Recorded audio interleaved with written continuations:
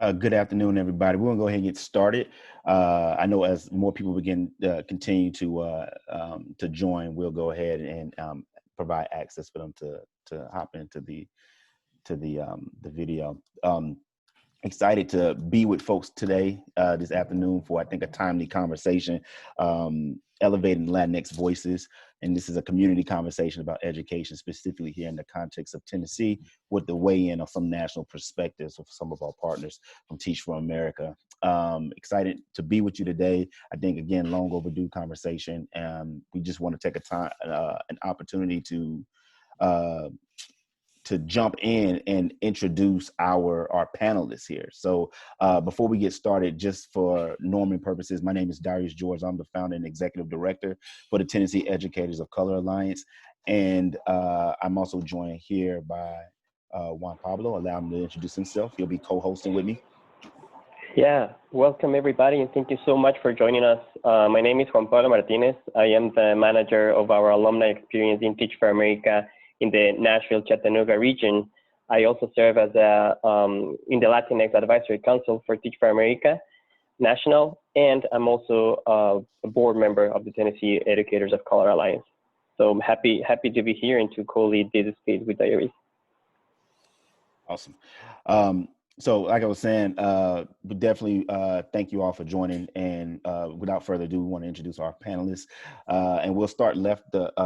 You're shown left to right on the screen, but we won't necessarily introduce them in that order. But I'll start by introducing Dr. Samantha Perez. She is the Vice President of Education Initiatives for the Nashville Area Chamber of Commerce. She also leads the Chamber's work in the P-12 education, serving as the liaison to the Metro Nashville Public Schools, steering the Chamber Education Report Card Committee, and ensuring strong and ongoing business engagement in the Academies of Nashville.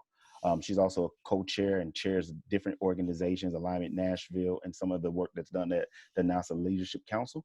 And we are so grateful and thankful to have her join us today. Next, we have Lyzette Garza. Lyzette is a social justice educator here in Nashville, Tennessee, where she works with students, families, and schools to raise their school leaders to raise their awareness around issues that deal with equity and inclusion. For the last 7 years, she served as a teacher, a dean of students, a curriculum writer, and instruction coach, and now she's the current director of equity and inclusion for Valor Collegiate Academies, and we are excited to have her join us today. And I will also introduce Vivian Lozano-Sterchi. She's the director of social impact for La Paz, Chattanooga. Originally from Los Angeles, California. She lived in New York City, Miami, before she settled with her family in Northwest Georgia. She attended the University of Georgia for undergrad, and she's worked in migrant education programs throughout Georgia. She joined La Paz, Chattanooga in 2012, and she worked currently then as a client services coordinator. Now she's the director of social impact. She's assisted approximately 500 Latinx individuals and families per year, and now she has increased her impact so where she's helped over 5,000 individuals gain access to information, resources, and engage an audience of over 60,000 people through traditional efforts. And we'd like to thank her for joining us today.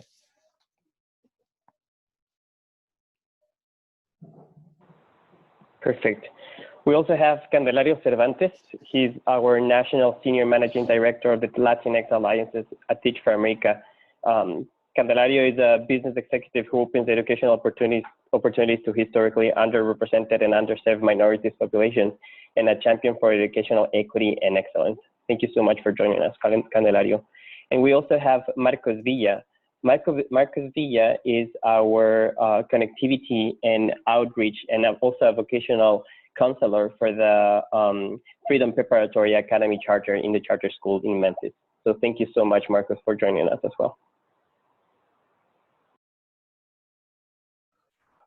We do want to touch base on a couple of norms before we dive into the conversation, just to ensure that we're able to follow the conversation with minimum distraction. We ask that everyone remain muted. We encourage you to use the chat function to engage in the conversation and share your thoughts and opinions. Also, Please use this function to submit questions when we get to our question and answer portion of the event towards the end of the last hour. And then while we want to create a space where we can be thoughtful and engage in dialogue and share our opinions, we also ask that everyone respect the varying perspectives presented here, both verbal and written, and look to respond in that same manner. So without further ado, I'm going to stop sharing my screen and we're going to engage in a conversation. I'm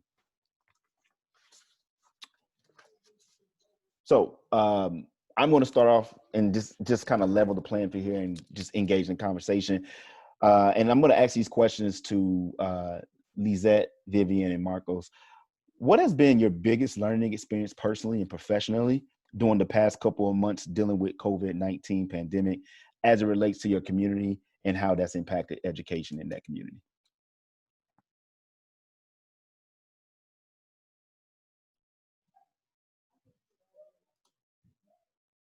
I can start.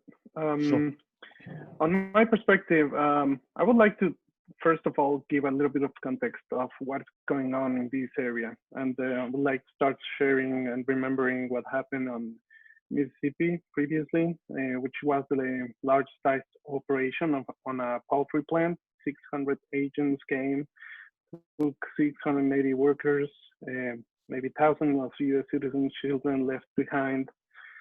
Morristown raid, it's 97 Latino workers detained.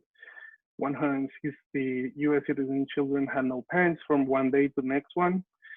I could have addressed tax evasion directly with the plant directly, but instead they came and took families.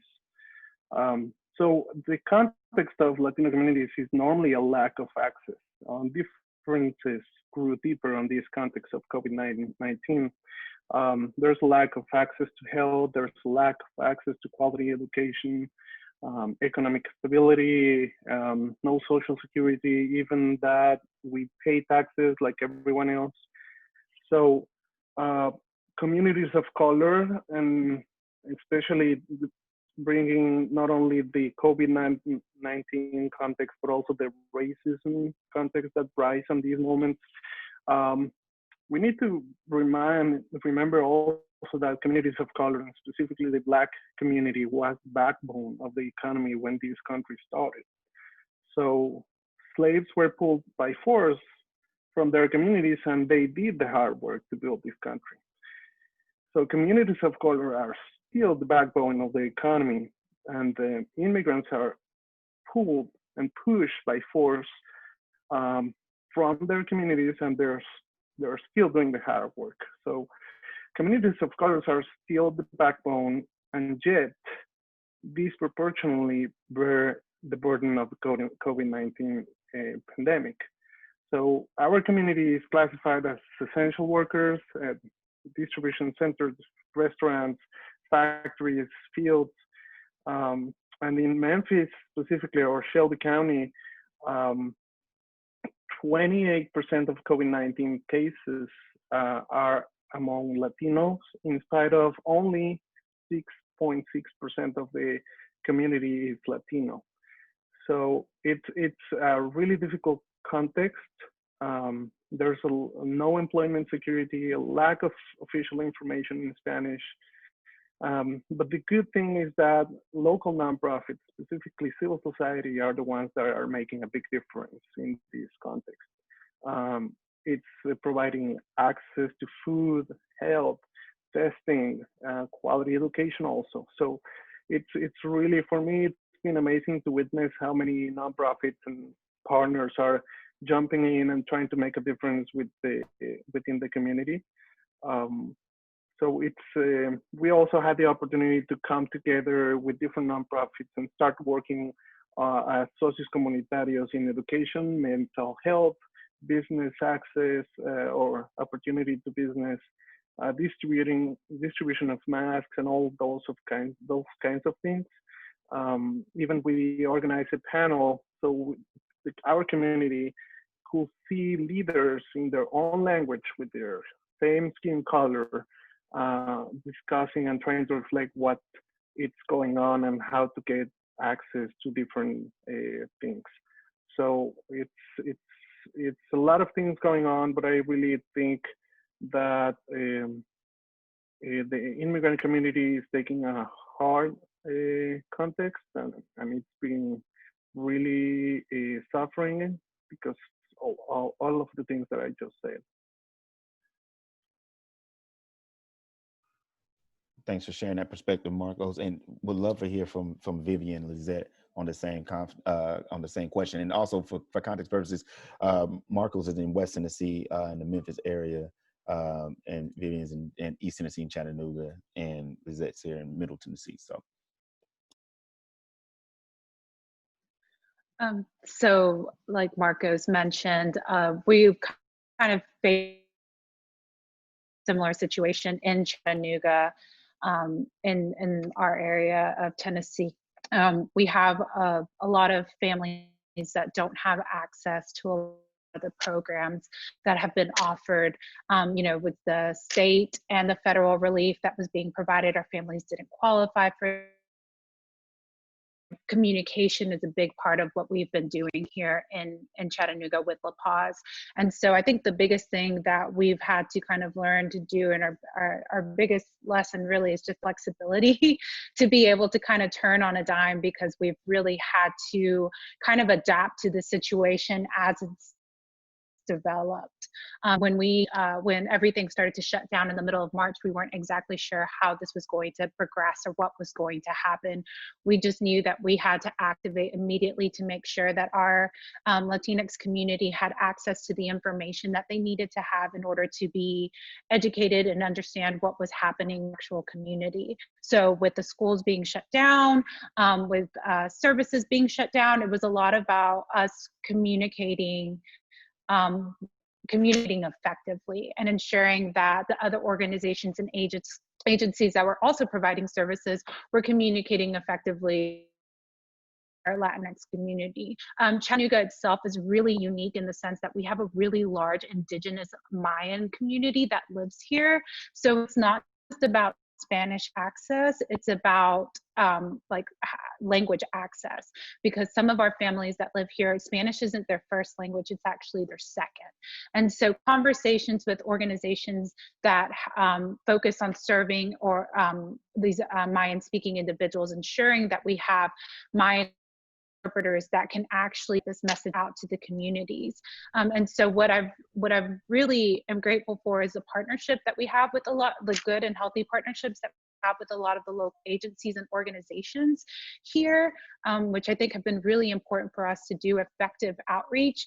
But it also, the response to this has also made me realize how much of an afterthought communities of color really can be in response to emergency situations. And so instead of having something that could have been effective, that could have worked a lot more quickly, we found ourselves with a staff of 7 having to respond to the various needs of not only our city and our county, but also various organizations and agencies that reach out to the community. And so really moving forward, we want to think about the best way to prevent that from ever happening again, right? So we understand that now we're kind of in it's slowed down in a sense, not really, but in that it's not back-to-back emergency responses. But moving forward, how do we ensure that the community isn't an afterthought, that we actually put things in place that allow us to communicate more effectively with the community members that are the most vulnerable? And so for us, it's like I said, it's a small staff of 7. We've definitely had to adapt. We are grateful for the partnerships, for having a seat at the table that allows us to voice these concerns and allows us to effectively champion.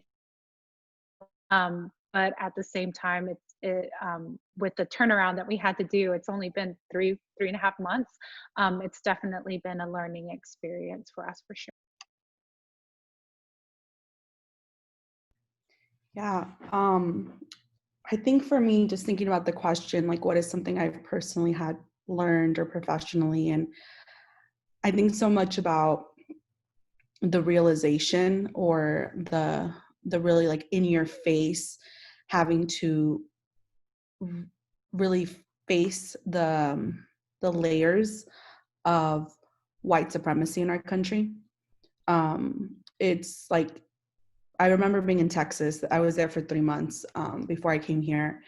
And we looked at a map of Nashville. And it was like one of the first maps that came out about like where the COVID cases were happening. And you could take that map and almost compare it to redlining, and you're going to see some of the same things. You could take some of that map and look at schools that are underserved. Again, there probably is going to be a match. You could think about, where do our immigrant parents and communities live? Again, another match. So it's like COVID allowed us in a way to really be able to slow down to see like all of these deep connections, and where we're seeing like white supremacy come out, from counseling to the way we like even do therapy, to the way we have conversations, to the processes we use to be able to try to get to places of equity, to how resources are distributed, to access to information, and all of these things. And I think for me, specifically in the education sector, as I think about students and I think about the locus of control that, you know, we can have in issues that are beyond education, right? Like if we're talking about these issues, these are not issues that are only facing obviously the Latinx community or the Black community in general, but it's beyond education. It's beyond the health sector. It's all of these things that are so connected. But I think for me, one of the biggest takeaways is like to get even more focused. How do we get even more focused in the sense of, this doesn't happen again, or this doesn't happen. We're not a second thought. We're not an afterthought. I don't have students texting me being like, Ms. Garza, can I get tested for COVID and do I have to put my social security number? Where can my parents that are undocumented get tested? Where access to information and who is considered our essential workers, and honestly, how we decide in this country who gets to live and who doesn't, whose life is essential and whose life isn't. To me, in the education sector, we have to start by having those conversations, not only as leaders, not only as educators, but also with our students. We are not talking for them. I think a lot right now, I'm going back to Pedagogy of the Oppressed. I'm rereading that, right? And really trying to go back into like, this is a praxis. This is about language. This is about access to information. You want to have a group of speakers that expands these 6 people right here.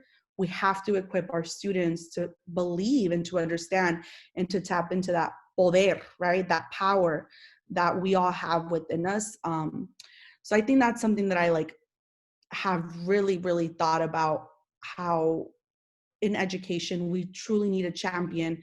Not only are the adults having these conversations, not only are we talking about white supremacy and whiteness and how to be an anti-racist organization, but we're allowing our students and saying our families as well to be part of those conversations. They're not happening in silos. They're not happening behind closed doors with the most educated, with the most degrees.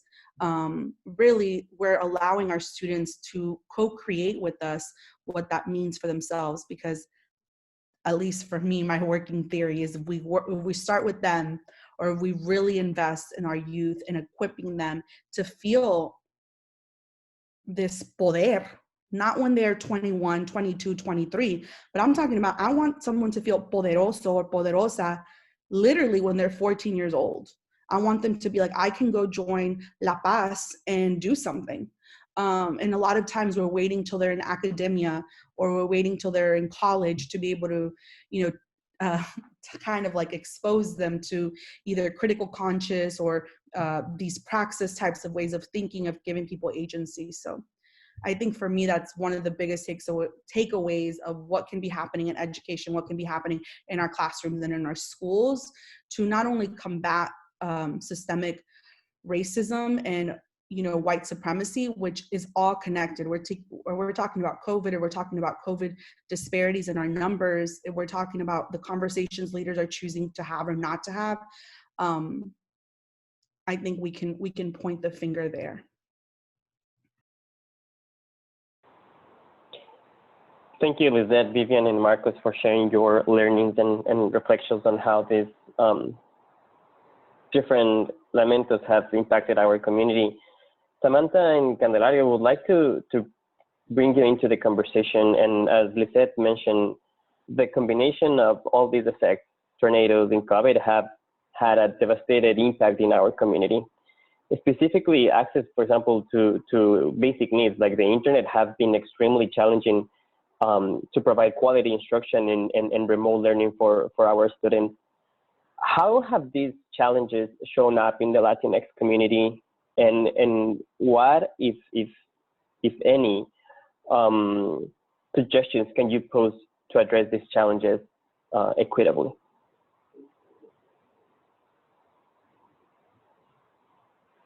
Want me to start, Candelario? Well, I think first it goes without saying that the inequities that we see, whether it's digital divide, whether it's food insecurity, whether it's access to childcare or transportation, have been there before COVID, before a pandemic. And we knew they existed, right? But I think, and this was maybe something that either Vivian or Lyzette brought up, that it's been magnified by this particular moment, right? It's in the forefront. We can't avoid it. And especially when it comes to education, when we can't have kids in school, right? So we have to pivot to be thinking about how we continue to educate our children when they can't be in the physical school building. And so that's where, the digital divide comes in. When I think about the challenges, the Latinx community, I think about, the fact that several of, and I'm thinking about Metro Nashville Public Schools specifically, many of those families didn't know that schools were handing out devices, right? So you had the school system rushing to provide students with resources, but often there's a lag, right? Like we're gonna get the resources. Oh, and then we need to translate, and then we need interpreters, right? Or we need to do some sort of communication out. And so you're bringing in the very individuals that need the access often to a greater degree, but they're almost a second or afterthought, right? So there's, I think, something to be said about bringing in partners early on. I think oftentimes we rely upon the nonprofit organizations that know our families the best, that know how to reach them, that understand their challenges to a greater degree than the school system does. But often they're called upon in reaction, right? Oh, we're realizing that we haven't been able to give devices out to certain student population. Like, we don't know how to reach them. So let's call up nonprofit organizations that we know can do that. Instead of maybe having and bringing them to the table as partners from the very beginning when you're thinking about strategy and execution. And I think that's a missed opportunity. I think we need deep partnerships where we recognize that, nonprofits are off, they're there to help and they want to be helpful, but they could be even more helpful if they're part of the brain trust that is thinking about this. I really appreciated the responses that Marcos, Lyzette, and Vivian were given, because I think it all speaks to the importance of partnership, but also coordinated strategy. So not just let's bring in communities of color because we realize we missed them the first time around, but let's make sure that we're intentional about including them from the very beginning. I think, want to encourage us to think beyond the current moment. I think right now there's a mad rush to stop the hemorrhaging, right? Let's get devices to students. Let's provide internet access. Again, the digital divide has been here for a long time and it's going to outlive the pandemic. So how can we be innovative and intentional right now so that we're creating the foundation to work beyond this present moment? It's not just about handling devices, it's about digital literacy. It's about continuous access beyond, when when Comcast Internet Essentials and your, 60 days are up. How do we as a community come together to ensure that we're filling in the gaps now and using the opportunity of this moment to do that? Thank you, Samantha, for sharing. And Lyzette, thank you so much for sharing. I always say when folks say our students are our future, I'm like, no, our students are our present and their voices are powerful. They are powerful. It's our jobs as adults to remove the adult stuff and elevate their voices. So I always put that into when we're thinking about these cases. And I think a lot of the work that I've been seeing is that we've been doing a lot of focus on like technology and devices, but we're not actually addressing the root cause issues. And when we look at BIPOC communities, are, you know, they don't have access to broadband. They don't have access to internet. And a lot of the Band-Aids that we're seeing with giving hotspots and like the discounts and, you know, those that companies are giving out, these are all Band-Aids, and we're not actually addressing the root cause. And I feel also like what was happening right now in this moment is that everything that is being held against our communities is now being revealed. And it's now our job to not let that go and continue to shine the light on these inequities that all of our communities are being impacted with.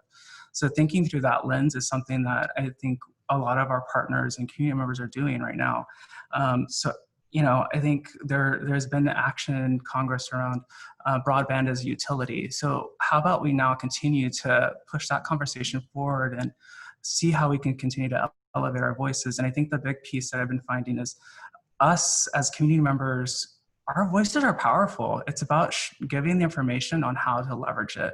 And I think one of the opportunities that we have is continue to call our congressmen, continue to call and email our representatives and demand for these things that we need, at the same time elevating the voices of our students and our community members, right? And like asking them, what is it that you need? What is it you want? How can we best serve in partnership and not become like these saviors too, right? No, our communities are powerful. Our communities have been thriving. How do we help continue to ensure that and not be like these saviors that, that, you know, we don't need that, right? Like our communities can take care of ourselves, right? What we need to know is the access and remove these barriers, if you will, is something that I've been really seeing our communities do well. And I would say that I think what we need to do is do more of the forward thinking and push for more private, public, philanthropic NGO partnerships and collaborations, and seeing our NGOs and nonprofits working together to make the greater impact. And I think removing the scarcity mindset around resources, because that's a false narrative. There's plenty of resources. It's that we've been just shown to like go into the scarcity mindset of like there's only so many pieces. Like, no, we need to stop fighting for the scraps and demand for the more of that pie, right? So I think our communities coming together and in this united way, we can actually solve a lot of these issues. And I think that's something that I constantly see. And it really does come in working with our communities and continuing to ask those questions.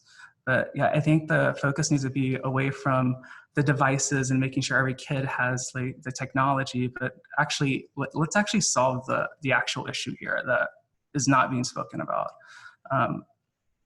Yeah.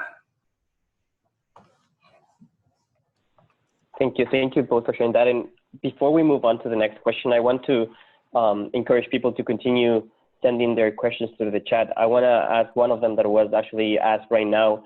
And they are asking us if we can provide a virtual education and communications platform in Spanish, like who is actually sharing these opportunities and these resources. And we can name a few. We'd like to hear from Vivian, Marcus, and somebody from Nashville probably that could elevate some of the resources that are being shared right now.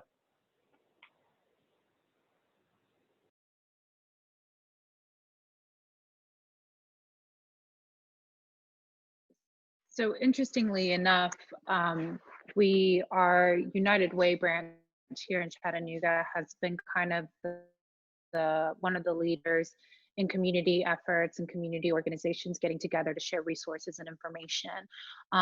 One of the emails that they've recently shared with with different organizations and agencies is about resources that are available to our parents and families in Spanish that can help, that can be like an additional resource or tool for their children's education. However, at the same time, even though these are great resources that are available, we're still trying to see like how useful they will actually be when it comes to parents using them. As we said, like the digital divide is something that's still access to Wi-Fi, public Wi-Fi, free Wi-Fi is something that some of the local agencies are working on here in Chattanooga. It's something that is very much a problem. And so it's definitely something that exists. However, I don't know how, also when it comes to digital equity and education, there's still kind of a gap here and some of the communities that we serve in Chattanooga with the comfort level of using a computer or using technology. How do you actually access a website? What does that look like? So, you know, we try to create videos that are like, this is how you can access all of that. But at the same time, work with like our family's comfort levels when it comes to using technology, and understanding that that's not always just because these resources are available. They're not resources necessarily that our families are going to use or even have access to. One of the things that I've noticed is, especially during this pandemic, we've become very reliant on social media and getting things out through that medium. But that's not always the way that some of our families access information and get and receive resources. So I think there's something to be said, like, yes, this is great and this is something that's definitely useful. However, also looking at how that's not how a lot of, or some of the families that we serve actually get the information or have tools at their disposal that they can use.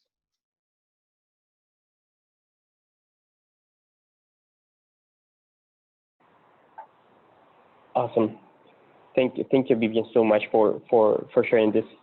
For sake of time right now, I'm gonna continue to the next question and kind of switch gears here, and would love to hear in this time from Marcus and Lyzette. Latinx parents are losing their jobs, which requires their children, most of them are students, to take on additional responsibilities. Usually these responsibilities have a high exposure to COVID-19. Many of them are even becoming the main supporters of their families. How should the school district in Tennessee prepare to support the students where this is a reality as we return to the school this fall? You want to go first, Lyzette, or you want me to go? Okay. I would like to share that specifically Freedom Prep, for example, since its beginning, it really focused on Westwood and Whitehaven areas, which are mostly African-American communities and mostly economically excluded. So since the beginning, Freedom Prep really focused on the communities that are being excluded to quality education. So I think I would like to say that, first of all, established like internal policies, and I would like to share an example. For example, we do not send any communication to any parents if it hasn't been translated fully into English and Spanish. So nobody gets anything if it's not in the same access level. We provide different spaces, like we have a community circle specifically in Spanish, fully in Spanish. Well, as Latinos, we love WhatsApp. So if we want to reach, we have our own WhatsApp group. So there's, I mean, resources, as Samantha said, are there. The challenge is that they're not being distributed, prioritizing the most excluded. So we need to focus on the more excluded. And I guess that the most important thing to remember is that the lack of leadership right now on the federal government reminds us what the most important thing is, that we need to take care of each other. Black and brown communities coming together. And as Candelario said, it's like we need to come together. And how do we do that? And how do we address these contexts on COVID and specifically to our students? Well, it might sound simple, but it's meeting the families where they are and listening to their own needs and specifically looking for them as the most excluded. So I would think that giving them the possibility of making an online or potential decision, sometimes they need to work. As freedom preps, for example, we are considering having a virtual different timing, like 9 till 12, 12, 3, 3, 6, because some of them might want to work in the morning or they have to work in the morning. So they can decide based on their needs. As always, is providing access. That was the most challenging question. Like, are we providing food, bus service, food? Some of them rely on the school to eat. So we sometimes need to give them access to the physical building, and we need to guarantee safe procedures and clean environment and the best conditions on education, having quality education. So another question, the first ones that we addressed specifically was the ESL and the special population needs, because if you follow the same principle, you need to take special care of them and prioritize the needs that they have. And if you address that, that will give you a lot of different easier path to the rest of the community. So I think that those experiences and being part of an institution that is really focusing on making a big difference on and prioritizing the excluded and walking with them and living among them and listening to them, it's the most important thing. Thank you for sharing. I think for me right now, a lot of when we're thinking about how do we respond in a way that it feels, again, so simple. So many of these ideas feel simple, but sometimes they're not. It's like we have to listen to our humanidad, like our humanity. Right now, it's the most, I think, when making decisions, looking at our students and our families through that lens. What is the human way? What is a way that respects each other so much that we're listening to each other? And that I think right now, even working in education, we're talking about educational gaps and these gaps that are going to exist. And I understand where that conversation is coming from, but I also think if we take a step even further back, there's a bigger gap that's happening, a real gap that is sometimes beyond educational loss, and that is the loss of life. That is the loss of employment. So I think as we're going through this, some of the things that other schools can be doing and things, it's really, we need to be centering our communication with families around relationships, around this aspect of, if we're humanizing our relationships, we're really asking the other person, what do you need in this moment? What is it that you need to be able to live in this moment? And I think that takes our conversation. It reminds me of this idea of like communities and schools, right? Schools for so many people, including our communities, it is the resource center. It is where you call and ask somebody, my child feels this way, or this is going on, or what do we do? And right now I'm thinking so much about our Latino families. They will show up at the school. They're not going to always pick up a phone. They're not going to send an email. Again, we have different accesses and comfort levels, but they will show up. They'll show up right in the morning at 6 a.m. with their question. They'll show up asking. And I think a fear that I have is like, well, what happens when the front doors to the building are closed? Because we're limiting access to who gets to come in and comes out. So I think one of the most important things that we need to figure out is right now is how are we communicating and giving people access to the information and the resources that they need. So being strategic about partnering and leading people to the right resources in our community, making sure that people know where to get this information. Because for some people, depending on like how your school's communication system is, the systems that they've used in the past aren't working. They haven't been able to communicate. If your school's not as intentional as, other schools can be, you're not always going to have access to someone. So maybe you show up and you talk to the front desk person because guess what? He knows Spanish or she knows Spanish, and you ask him a question, and that's how you get your information. So thinking about how are we going to the people? The people aren't coming to us. We need to go to them, right? So I love this idea of like, How are we using WhatsApp? I know MMPS recently just sent out in their email, if you have an announcement and you want to make it via the radio, this Spanish speaking radio station, how do we give families access through that? The other day I was driving down Nolensville and there was a huge line. And I was like, why is everybody in line? Why is everybody in line? And there was this huge event happening where people were getting tested. And I mean, every car, I was like, are they going to the zoo? Where are they going? And it was like, no, the line stretched and stretched and stretched. But it was like this awareness of like, people will show up, but we need to go to the people.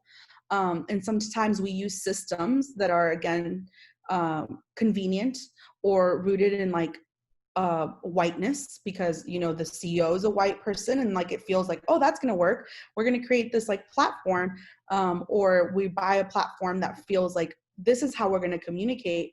But if people don't feel comfortable with those resources, it's not about them adapting. A lot of times it's about us adapting. We need to adapt to the needs of the people and what they need at these moments. I think some of the things that are, as we think about our students, it's differentiated learning.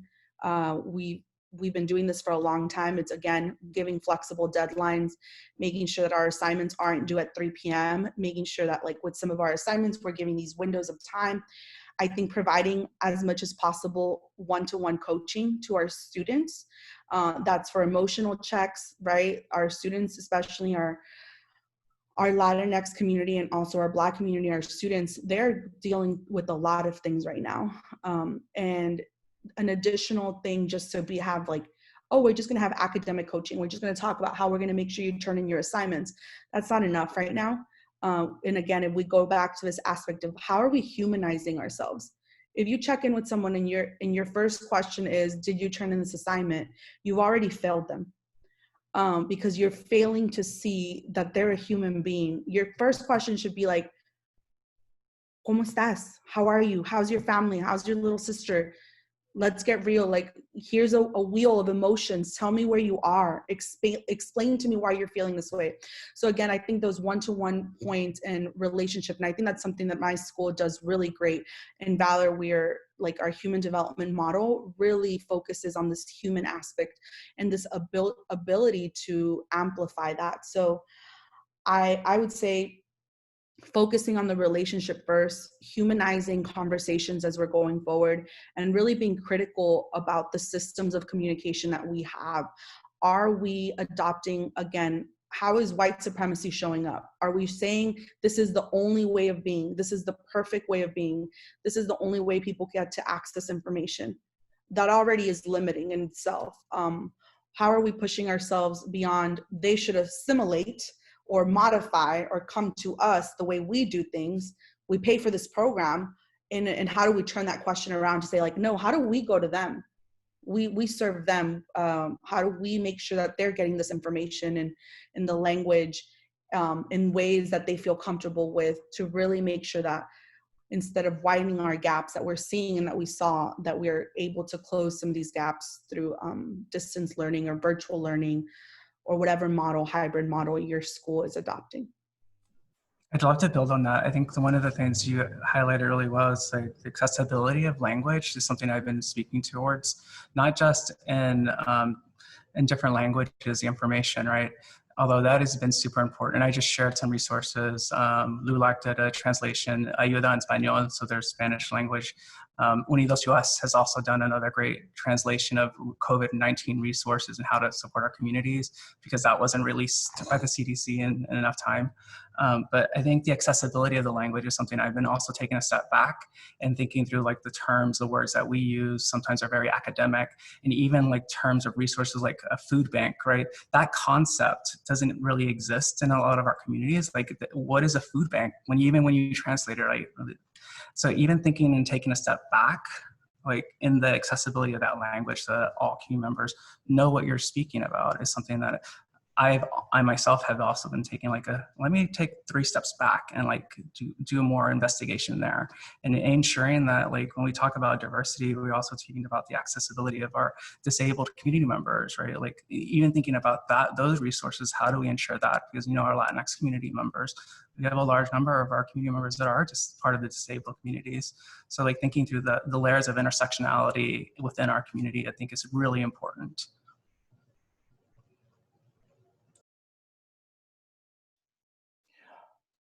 I'm gonna push forward here. I'm gonna pivot here actually, because I wanted to go to a question that was posed in the chat box, that Indira actually posed. I think is important, and just kind of in the times right now. Like obviously, you know, both Middle Tennessee, East Tennessee, and Chattanooga experiencing tornadoes. We are experiencing COVID-19, but then we're also experiencing and seeing across the country racial injustices playing out. Playing out with the public murderings of several Black people. And I think it's important to ask this question because we're in a time now where like solidarity is becoming the foundation of a lot of the movement, both regardless, you know, whether it's educational related or socially injustice related. But the question here is,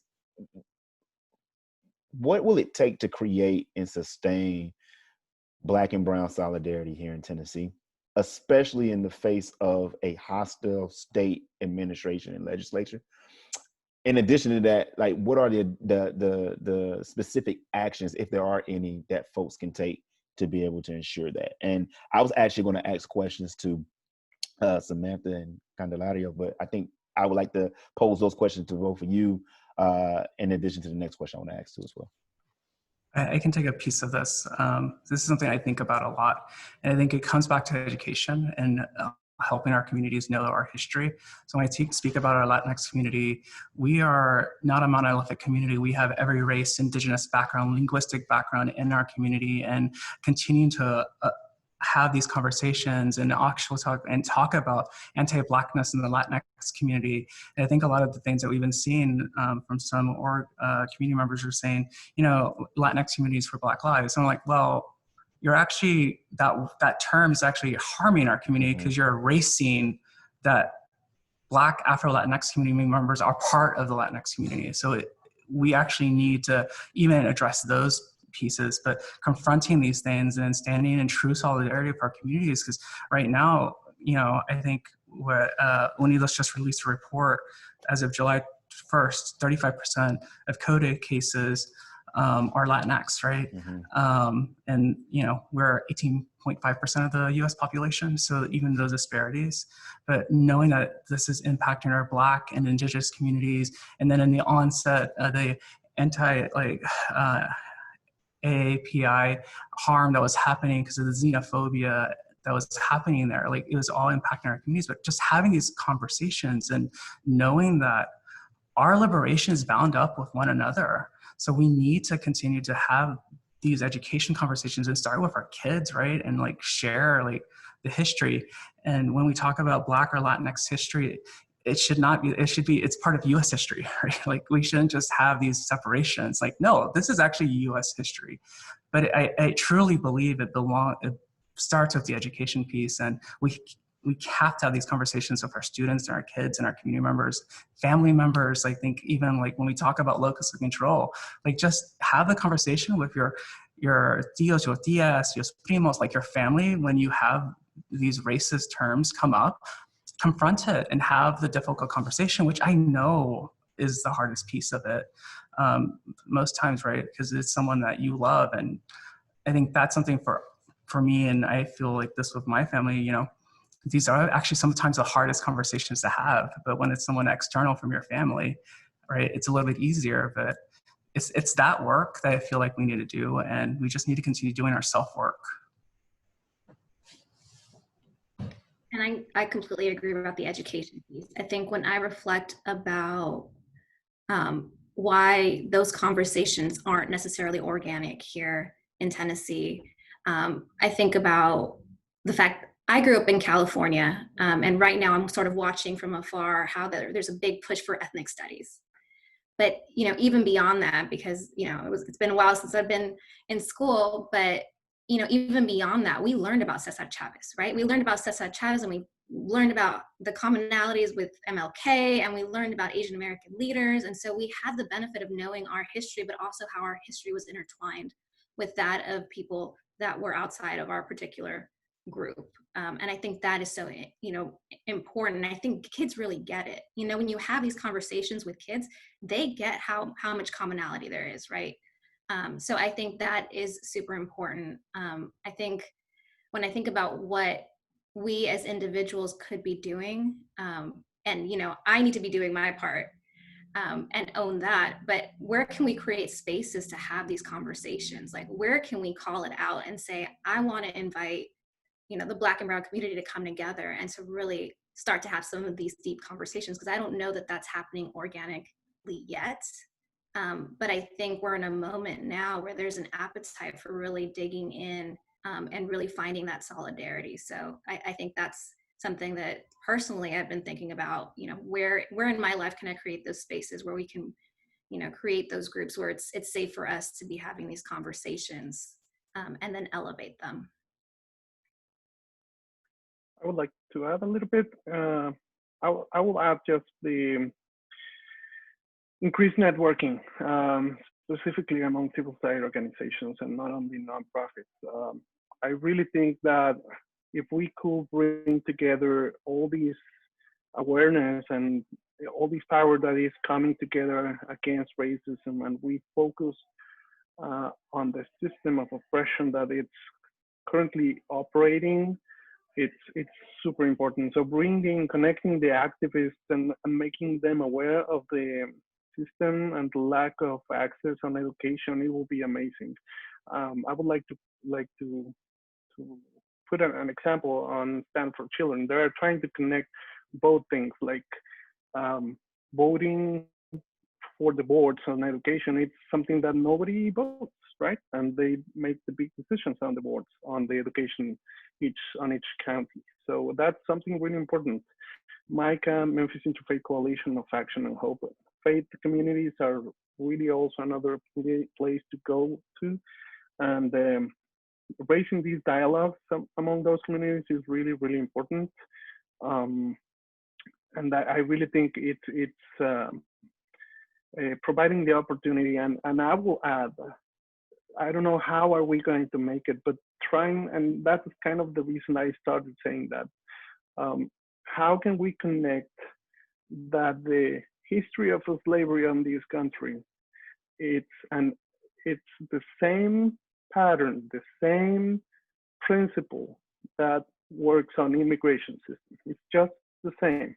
It's just more complex, more sophisticated, but it's specifically the modern form of slavery. It's oppressing. So how can we build that awareness among the community that we are still in the same structure? So, yeah.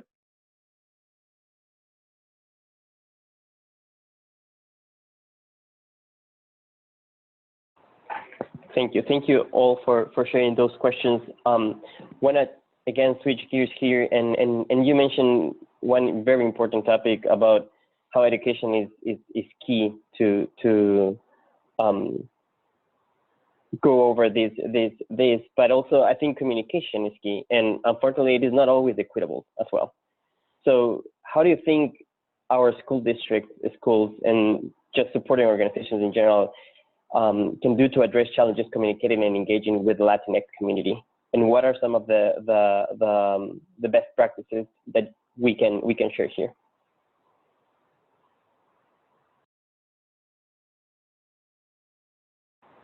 And this question could be open. I would love to hear from Lyzette or Samantha or Vivian too.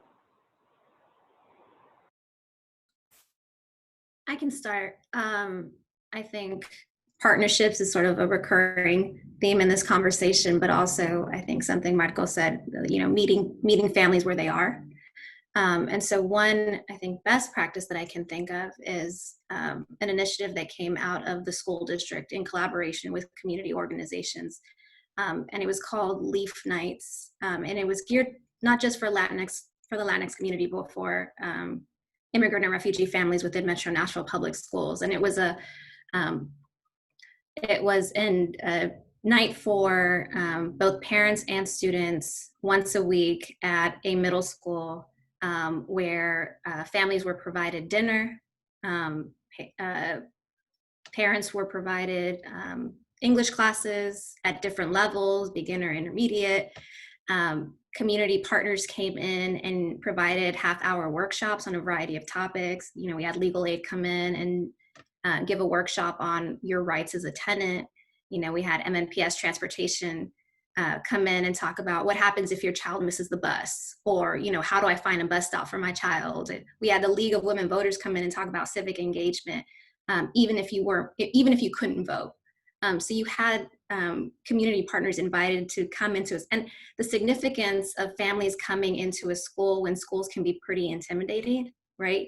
And being welcomed in and being provided with a dinner, with you know, English classes that they wanted, with students being offered academic enrichment that was taught by students. I just think about how deep that collaboration was, and the partnership between the district and between community partners that really wanted to provide, you know, this sort of wraparound service type night for families, and how really it was word of mouth that really brought people to the table. It wasn't necessarily all the advertising.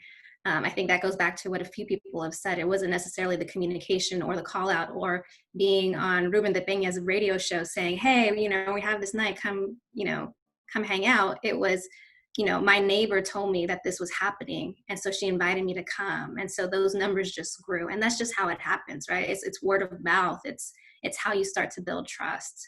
So that's one example that I can think of that to me speaks to meeting families where they are and figuring out what they need and how to best offer that.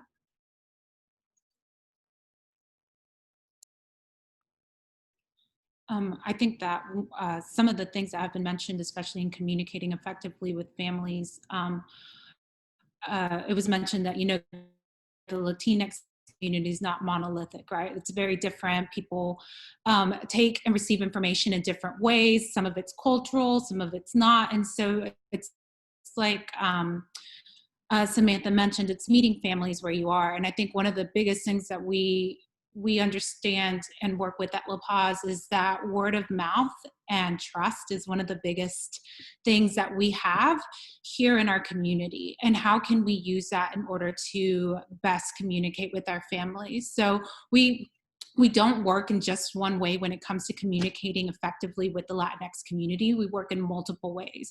And so I know that some of them have already mentioned WhatsApp is a huge way for us to communicate with families here in La Paz. We have like 2 different WhatsApp groups where we communicate with 2 women groups. They're actually promotoras in the community. So trusted community leaders that have a place of leadership in the neighborhoods that they actually live in, and working with those ladies to effectively communicate about important updates, resources, information, because what we find is that, you know, families go to these women to get information, and then they in turn come to us and be like, hey, this is what we're hearing in the community. These are the concerns.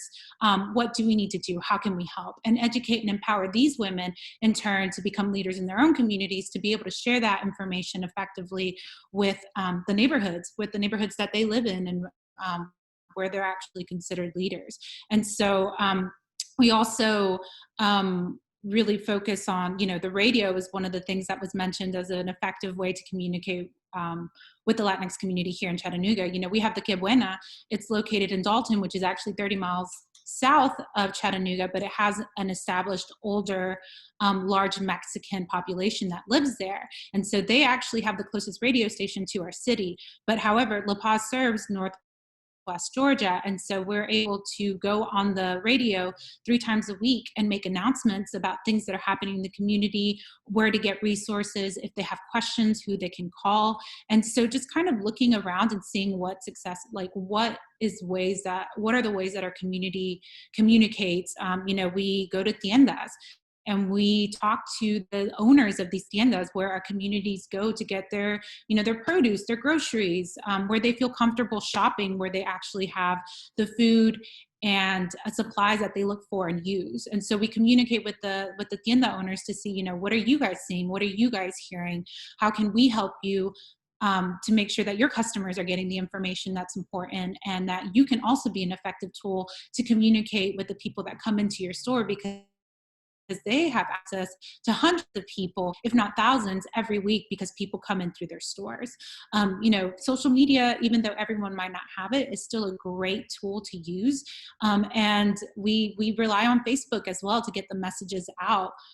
We also encourage people, like Marcos mentioned, communication shouldn't go out in the community unless it's bilingual or multilingual, because we want to make sure that people are getting information in English and in Spanish, but also understanding that not everyone in our community is literate. And so how do we meet families where they are, making sure that we have videos that can be shared via text, via WhatsApp, via Facebook, via however, to get these messages out to families. A lot of it is videos of us just talking about where, for example, COVID testing is going to happen, or where there will be food available for families who might need food. And so just also, I think a large part of it's just understanding where your families are at and how you can communicate. But yes, definitely schools are one of the biggest trusted resources. Churches here, pastors are a great resource, or a great way to get information out to the community, once again, because they're a trusted resource for information. And so because there's been such a systematic erosion of trust, especially, at the federal government level and state level, it really comes down to who are those community leaders that our community looks to for information that they trust, and how can we as an organization work with them in order to most effectively communicate with everyone that we.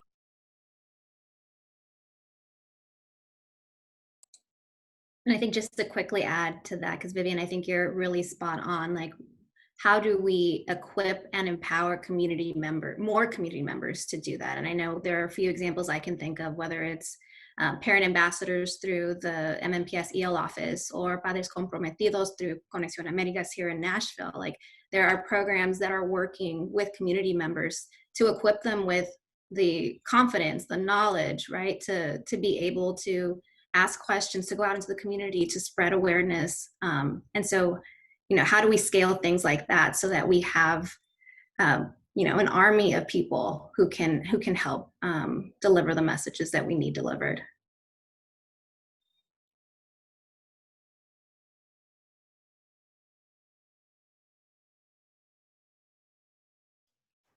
I'm going to push in here.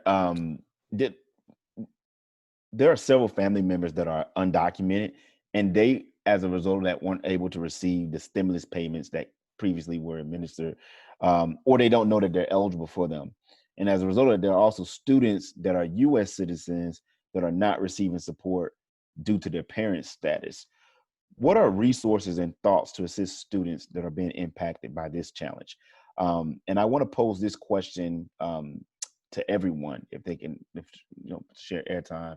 But specifically, I'm also thinking about Candelario. What are national resources that might be available that folks may not be aware of? And so I'm going to start with Lyzette, and then go to Vivian and Marcos, and then Samantha.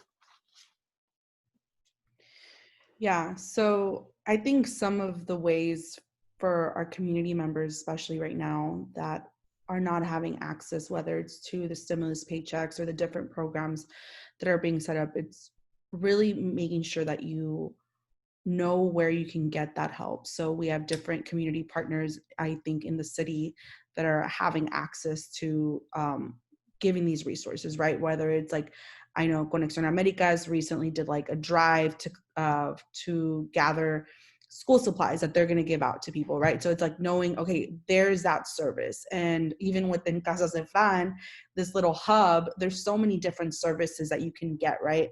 Whether that's legal aid, whether you're, how you guys said, whether you're a parent that's trying to learn, maybe you're trying to start a small business and you need a kitchen. I mean, they have access to a kitchen right there. Whether you are trying to learn how to navigate a college pathway for your child. So I think it's a lot of times it's like providing people the resources for where you can go to get some of the things that right now we need, right? Like we need food, we need shelter, we need sometimes information to these different things. And once you have, I think, the beauty of, I feel like I'm here talking on behalf of Conexión America. So I'm like, they don't pay me, I'm doing this for free. But anyways, it's like if you once you have a trusted resource or a trusted home, where you feel like, hey, I don't even know what I need right now, but here's what I know I'm struggling. Or I know that like we just, I'm going to be out of a job because we just got sick, right? Like I'm recovering from COVID, or I don't know what am I able to do? Even again, going back to that question of like, where can I get tested, and do I have to be documented to get tested? Like, where do you get this information? So I think once you feel like you, at least for our families and for our communities, even if we can just point them towards an established, trusted partnership in an organization, they, more than I, right, can tell them exactly where the partners are. They can tell them where those resources are. So I think for me, that's where I would go. I wouldn't say, not every time as a school, you're going to feel like you have the answers for everything. But as long as you know the trusted hubs, the trusted community partners that are here doing the work, you can point people towards those organizations. I think about sometimes even for our parents and our students that need social emotional help beyond, and therapy is something that's like new for them, and especially within the Latino community, sometimes that's a whole other realm, mental health, and being like, okay, the Oasis Center provides this, go ahead and call them, here's this person, they speak Spanish, or I can partner you with them, and here's how you can get this resource. Or, hey, I'm not exactly sure how you can get free internet, but like, let me point you towards here's a resource or system that does have that.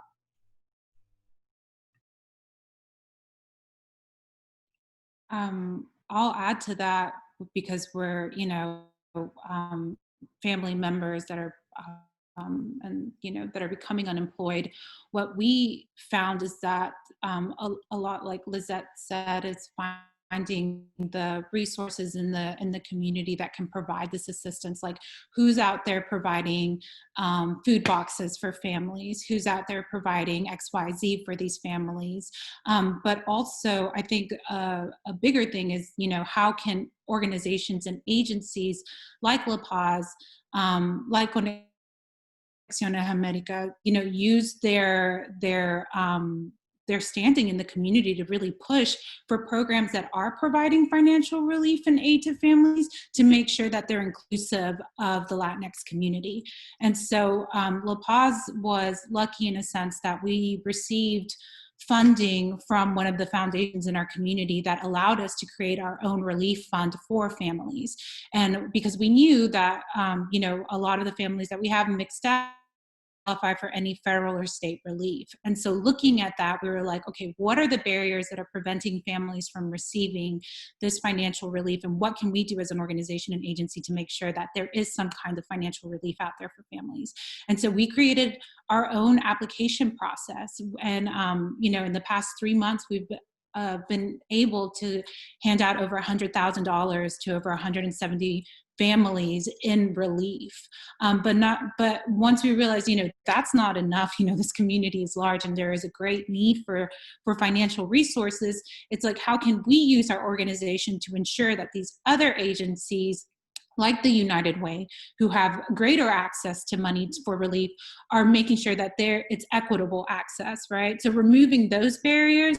So maybe the families, when we ran out of funds, they can't come to La Paz anymore, but they can still go to the United Way. So ensuring, we have a lot of families that are multi-generational or live in multi-family homes. There's not always going to be something that proves that they live in a certain address, or, that they're renters there. But how can we work with these organizations to ensure that they're not denying families access to these funds just because they may not have X, Y, and Z? What are the alternative things that we can do or ask for that will still allow families to qualify and to ensure that they still have access to these funds? Same thing with, so we pushed the United Way and they changed their application in order to be more accessible to these families. Also with the health department, how can you work better with families to ensure that you're not disqualifying them from certain services or certain financial relief just because they don't have X, Y, and Z? So even working together, honestly, I don't know where our where our state or even our country would be if it wasn't for nonprofits and organizations who have mobilized around this. Because, our executive director mentioned that the other day. It's like these, schools, organizations, agencies are really the ones that are on the ground doing a lot of this work and really supporting these families. And so I think part of our role, as well as people who work in these areas, is to make sure that we're doing everything we can to make sure that these barriers are being removed so that families have easier access. And they're not actually, not only have they, they're facing COVID, but they're facing other barriers. So how can we remove those barriers so it's not an additional stressor or something that's preventing them from receiving assistance? Following Vivian's idea, Alexis Tocqueville was the first one that we knew that celebrated what she just said. Like hundreds of years ago, they were celebrating the power of civil society. So coming together on this particular third sector is super important. We cannot, let's realize that Memphis, Nashville, and I don't know, I'm not so sure about Knoxville and Chattanooga, but we're blue spots among Red Sea. So I really think that being aware of that context, it's really important. The local civil society, Memphis in case of Memphis, the YMCA, the churches providing food, Planned Parenthood giving information, Church Health giving medical access, scholarships all over the country trying to reach the most excluded, Alliance for Healthcare on the mental health access for specifically undocumented families, community of land trust for rental issues. So this is what I really admire about US specifically. I'm not from US, I just came 4 years ago, and this is something that you should celebrate. Having the possibility of connecting locally and acting locally, but thinking globally. It's really, really, really important to keep ourselves together and keeping that federal agenda that is trying to keep us out of their resources. It's really important. So working together, coming together locally, but thinking on changing the system. And not only you can partner with churches specifically to provide food and shelter and all of these things, but sometimes it's not going to be the best ally for structural change. Sometimes they are, but it's just coming together and pulling all the resources together and providing information. I really think that focusing on information and flooding the community with the information is the most important thing. And then I can speak to national perspective. I actually just chatted in a bunch of resources from a lot of our national partners. And I think one thing that we are trying to do at Teach for America through our Latinx Alliance work and our National Community Alliances work is we are building national partnerships so that our community members, one, know that they exist, right? Because I think a lot of times when I talk to our kids and even our family members, many folks don't know that these organizations exist, or they find out too late.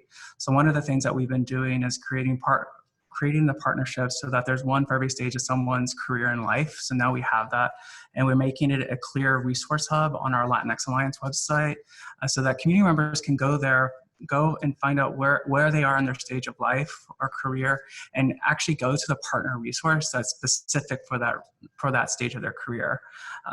So one of the things that I've been really focused on is increasing the number of our Latinx community members in these executive and leadership level roles, because we're severely underrepresented in all these spaces, and really thinking like, if we really want to pull these systemic levers, we need representation.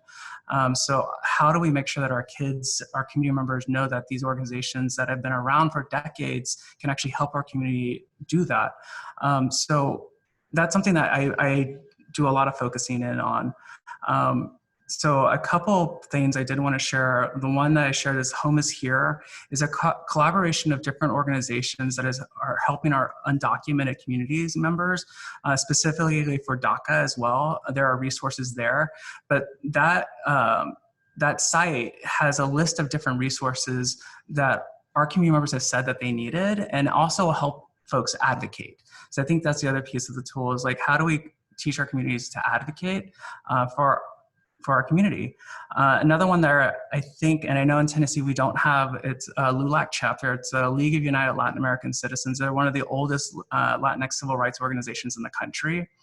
And what I love about LULAC is that all you need is 10 folks to create a council in your region, and you develop the council to advocate for Latinx needs. So then you have now the organization that will give you the framework to set up the council, but then you get the weight of this national organization to help elevate your voice. So you can advocate for policy changes at the state level, but then also at the national level. And they're one of our great partners that helps our community members get their voices. And I love that they've also started to build out for students. So there are student, youth, and collegiate chapters that can be expanded. They only need an adult council to be created. So one thing that we are trying to do is help connect our communities with the organizations that we are affiliated with and partnering with. So that's another one, another great one, because I know I saw a lot of the policy questions in the chat. The Congressional Hispanic Caucus Institute is another amazing partner where students at graduate, undergrad, and also high school can start applying for their fellowships so that you could work and live in DC and have a fellowship on the Hill. So then we're increasing access to our students, our community members, to actually know what it is to navigate in DC, but also get staff jobs. A lot of the alums continue to work in Congress and are actually taking seats as staffers or even run as representatives, right, members, which is what we want to happen. So those are different types of partners and resources that we're trying to like continue to highlight, continue to ensure that our community members know about.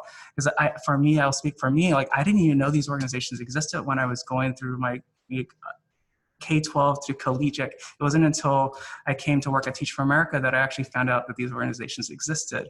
So that is something that we're thinking about, like really working towards. And in terms of additional financial resources, I also put in a list of Latinx scholarships that also include scholarships for undocumented students. So I think that's another big question that we hear a lot is, well, I don't have funds, I'm undocumented, I can't go to school. I'm like, actually, no. There are organizations that have pulled together resources that can provide scholarships. So that list is there. Right now in this present moment, I wanted to highlight some of our partners, actually an alum-led organization, Alento. They actually created a resource fund for Latinx community members that can apply for financial resources for COVID-19. Also, Latinos for Education has launched a Con Ganas campaign that I encourage all of you to become a member of Latinos for Education. But they're providing grants for educators that we know are going to, if we reopen, when we schools are going to have to pay out of their pocket the supplies for masks or the PPP resources. So they're really trying to help ensure that our teachers have these resources.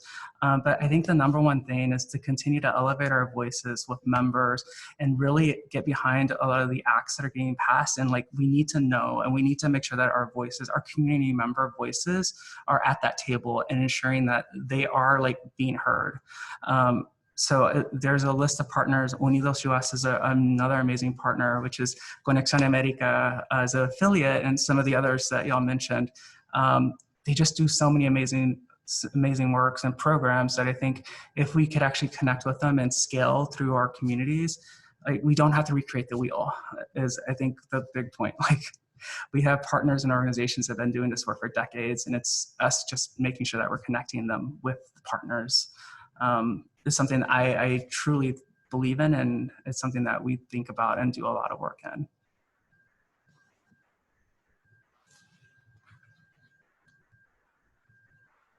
So I think we're going to go ahead and transition here and provide some space and opportunity for folks to ask questions that are in the audience. I know there were a couple that already came into the chat box, so I definitely want to get to one of them. If you have questions, feel free to type those questions in the chat box. If you are unable to type in the chat box, use the function on the participants screen to raise your hand. And we can unmute you and you can ask your question. But I want to go back to this question that Kasar posed around what support systems and tools are out there to support Latinx teachers?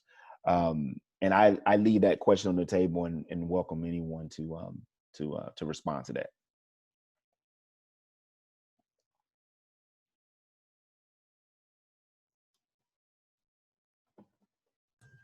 Okay, so not to take up too much more airtime, I actually just chatted in a list of resources that we put together because there are different supports that we can support our educators for this in this moment. A lot of them are around how to teach virtually, but we're actually hosting a yoga class. So if you're all free later tonight, I think it starts at 7 p.m. Central to get mental health, mental wellness, and it's open, it's free to the community. But we have a series of different programs that are going to be happening throughout the month of July in preparation for the start of school, whatever that looks like. But we do have different resources, even how to teach in virtual settings, a virtual event. Like we're really trying to galvanize the learning that we're getting across the country so that our educators have these resources in hand. But yes, we have, and these resources are free. They're open to the public. So I encourage y'all to share them out. But there's just so many things out there to help support our folks. It's just, we just need it. You don't know what you don't know. So I hope this is what we are trying to do, is increase that awareness. I think one of the things that I was going to mention is like if you can build a collective within your own school, all affinity spaces, if they don't already exist, for Latinx staff members within your own school, it is something that you can easily implement, where it is a space for people to feel safe in communicating their experience and what they're talking about and what they're sharing. And if and that's one step that can definitely be, you can take, that you can do in your schools if you guys don't already have affinity spaces. Another one I think is partnering your Latinx teachers right now to mentors, somebody else in your building or somebody else outside of your building, that can just be a mentor in somebody to say, hey, this has happened. Yes, let's talk about that microaggression that happened with you. Let's come and, talk about this, how maybe something you don't feel safe or feel like you can share in a very white space, or depending on like with your leadership or what the makeup of your school can be. I would also say right now it is incredibly important that we are providing mental health resources, whether we ourselves are providing them, like the institution, or we are simply continuing to highlight, here is how you can take advantage of this program through your insurance. Here's how you can take advantage of this program through a partner that we have, that we connect to, and creating really hyper awareness of mental resources right now.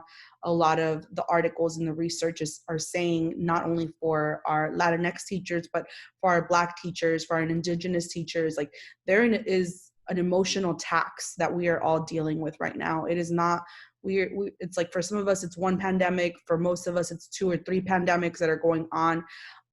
There is a lot of emotional pressure and there is a lot of things. So I think if you can figure out as a school just simply how to support at that emotional and mental level, you are doing your people a great service, by making sure that you are highlighting wherever it is that you are partnering. I know some schools have like Headspace for everyone. It's like everyone has access to it for free. At some point, Teach for America had access to everyone within the organization to offer Headspace. There's counseling services right now that are like available to people.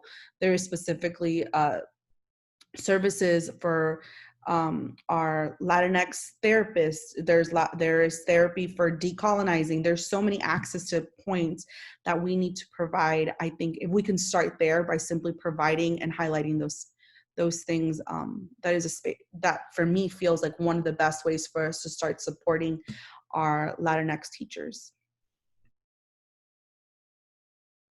I will add to the list, specifically you, Diaries, Tika, because I think you guys are trying to make a network of people in Tennessee to empower and to grow professionally. So I will say that. I would like to add into the list teaching tolerance. That's another resource that is really awesome, specifically to address what Vivian Lyzette just mentioned also. So I really think that's another good one. And not for current teachers, but I will really encourage for us to promote more teachers. So there's a lot of nonprofits and a lot of scholarships specifically promoting this. UFM launched this River City initiative, which brought together UFM, Shelby County, and other nonprofits, and specifically to promote teachers of color. So it's really needed. We need more teachers and making a difference so the kids can see themselves and see leaders among themselves in front of them. Amazing. I know I'm looking at the time, and I know we're getting close to time and have the transition. I do want to offer just one more area of support. One thing that I hear continually, and I've also witnessed and seen, but oftentimes, especially with Latinx teachers in buildings, they're oftentimes put in positions where they're constantly translating materials for the larger community, for students, for other teachers, particularly happening times when they're having to engage on parent-teacher conference nights.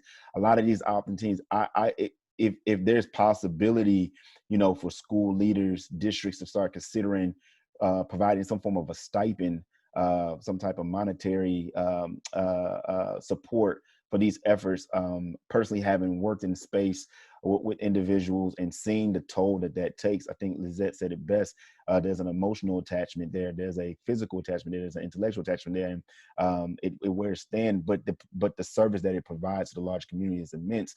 And so I think that there is a opportunity to start utilizing opportunities either to incentivize that financially, or if there's other opportunities, I think that could go a long way too as well. I can't believe the time went that quick. We definitely want to be able to share some other opportunities that are coming up for you to engage. First, before we end up doing that though, we definitely want to thank you for spending the last hour and a half with us. We want to thank our special guests that have joined us and shared their wisdom and knowledge, and pretty much gave you not only a statewide perspective, Middle East and West Tennessee, but also a national perspective, and a conversation that I think sometimes we don't have enough, especially in the times that we're facing. To continue to engage with tech, I want to share some opportunities that are coming up. Juanpa will share the links to some of the virtual engagement that are going to come up in the chat box, but I'm going to share my screen and briefly share just the events that we have on the horizon here. Coming up actually tomorrow, we have another virtual engagement event, Improving Educator Diversity Across Tennessee. It is going to start at 1 o'clock. That event will include Dr. Jason Grissom, who is a researcher at Vanderbilt and also at the Tennessee Education Research Alliance, will share research that he has done around teacher diversity. And Indira Damu, who's a senior policy analyst at Bellwether Education Partners, but also a founding board member of TECA, will also share research that we produced, that she led, and we produced in a policy report a year or so ago. And so that's going to start tomorrow at 1 p.m. You can still register for that event. You can use the bit.ly link that's showed here, or the one that's provided in the chat box that Juanpa will copy and paste. In addition to that, towards the end of the month, we're actually going to host, and we were talking about civic engagement, which I think is extremely important. How do we engage folks who actually work in the education space, aspiring educators, current educators, to become more civically engaged and understanding folks that we're putting in position to make decisions that tell us what we can and cannot do in the space. And so we want to create space to make our educators and aspiring educators more civically engaged. So we're hosting a school board candidate forum on the 20th and 29th of July at 5 o'clock each night. 5 o'clock on the 28th will be a kind of like a school board one-on-one. We'll have existing school board members available to kind of walk through what is the function of the school board, what is its importance, what happens when people are in an elected position, and why do you need to care as an educator or a concerned community member. And then on the 29th, we'll actually have candidates in a conversation very similar to how we structured tonight, candidates from districts 1, 3, and 9 in MNPS, all candidates that are running unopposed will be the ones actually leading the conversation on the 28th. So those are things that you can engage in. Registration is launching for that today. We hope that you can join us for that. And then lastly, continue to engage with us as an organization. Thank you for your time and your patience. Be sure to join the organization. Membership is free. Follow us on social media, and feel free to reach out any point in time that you think that we can lean in and be of any assistance for you. Thank you for your time, your efforts, your energy for this conversation. We hope to connect with you soon again. Yeah, thank you, everybody. Feel free to share those resources with your networks. And thank you so much to all our panelists. I appreciate a lot this space. Hasta luego. Bye.